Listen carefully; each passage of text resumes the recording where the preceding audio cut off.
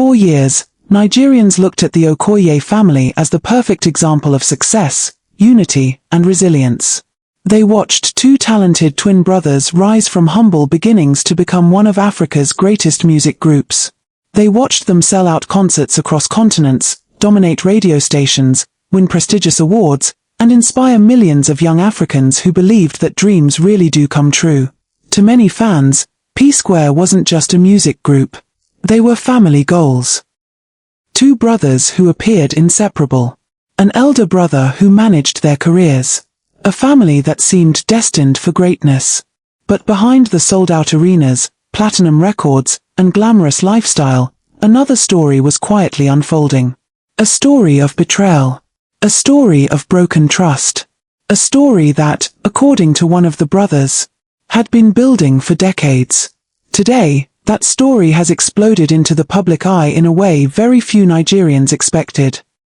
Instead of releasing a new hit song, Peter Okoye, better known as Mr. P, has been releasing a series of videos and statements on his social media platforms, sharing his version of the events that led to the collapse of one of Africa's biggest music groups.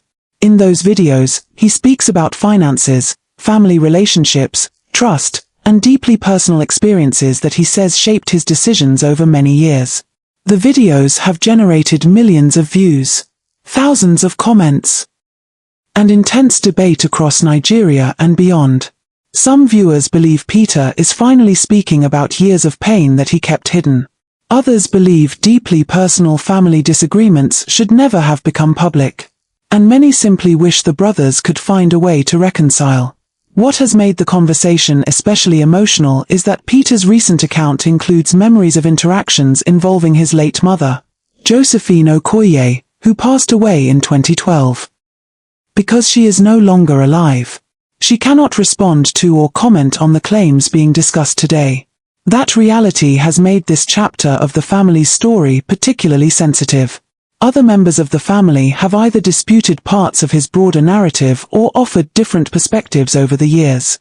For example, Paul Okoye, also known as Rude Boy, has publicly defended their late mother and has expressed sadness that she is no longer alive to speak for herself.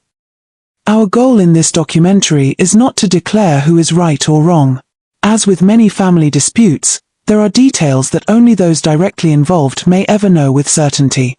Still, one question keeps echoing across social media.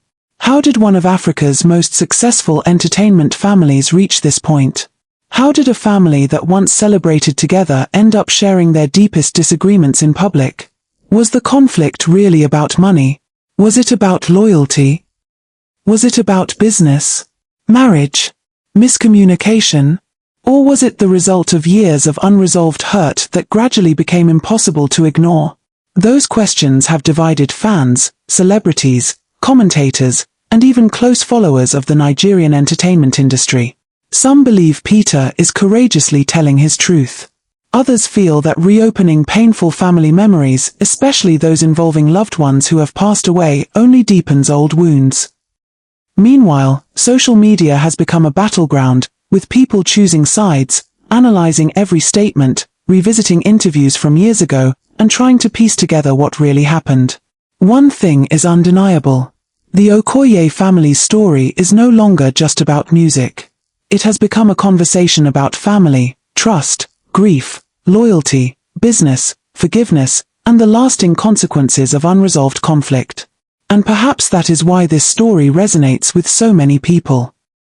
Because almost every family, in one way or another, understands what it means to experience disagreement, misunderstanding, or broken trust. The difference is that most families go through those moments in private. The Okoyes have lived theirs in front of millions. So before we examine the recent revelations, before we look at the statements, the responses, and the public reactions, we first need to understand how this extraordinary family became one of Africa's biggest success stories. Because only by understanding where it all began can we truly understand how everything changed. But to understand why these revelations have sparked so much debate, we need to go back to where it all began. Watch out for the next part.